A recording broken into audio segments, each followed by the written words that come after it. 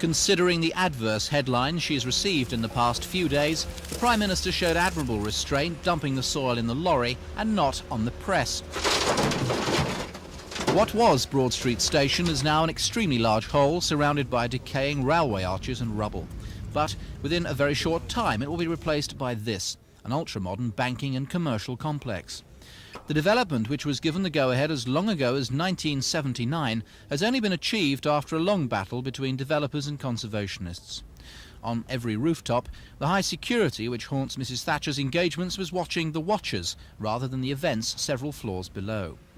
The Prime Minister said that she hoped the Broadgate scheme would be an architectural monument of the future built during the technological revolution.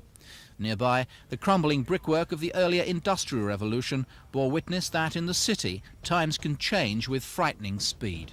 This is Lindsay Charlton for Thames News.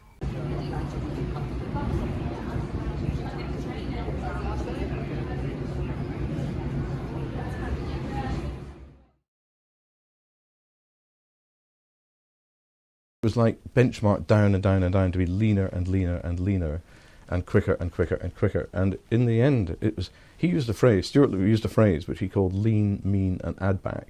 So you pare the building right back to the absolute minimum, pip-squeakingly efficient. And then, of course, we not only did Finsbury Avenue, which incidentally got lots of awards, so it wasn't that bad a building, it was doing pretty well, and then we did Broadgate. And so the same formula was rolled out again without question. It had to be that kind of thing. Now, to be fair to Stuart, because with the benefit of a few years' hindsight, that market is a particular city market with big floors, lots and lots of computers, very heavy servicing requirements, and very frequent change. So you would have to say that our concrete structure idea was probably too inflexible with the benefit of hindsight. And so the flat suspended ceiling probably was inevitable. And we have to do heavily serviced buildings. How do you somehow retain the integrity as well?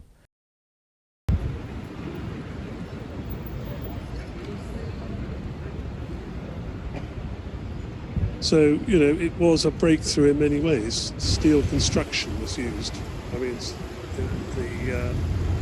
the model was America, you know, where structural steel was the norm for office buildings.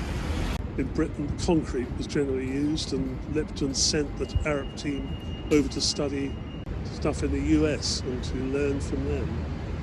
And the building cracked on at a remarkable pace. The important thing, of course, is this building was the pioneering building for Broadgate.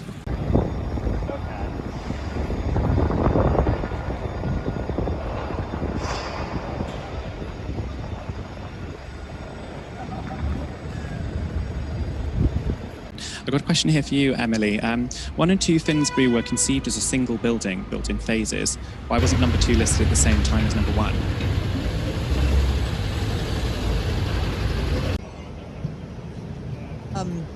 So, as I said before, we kind of do really thorough assessments of every building, and the threshold for listing buildings of modern date is very high.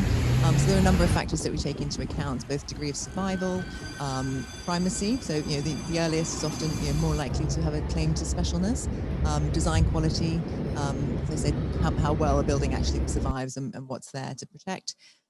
So we take all those factors into account, and as I mentioned earlier, we did do a very extensive thematic project on commercial buildings at the time, post-war commercial buildings at the time that this was listed. So that allowed us to look really at the best across the country, to make a judgment at that point about where that threshold of specialness was. So that's why the 14 or so buildings that were listed at the same time as this were listed. It doesn't mean that nothing else from this period will be listed in the future. We'll take one-on-one assessments, usually on the basis of threat, as and when they come up. But I think these thematic projects are a really helpful way for us to be able to look really comprehensively in the round and allow us to make individual recommendations.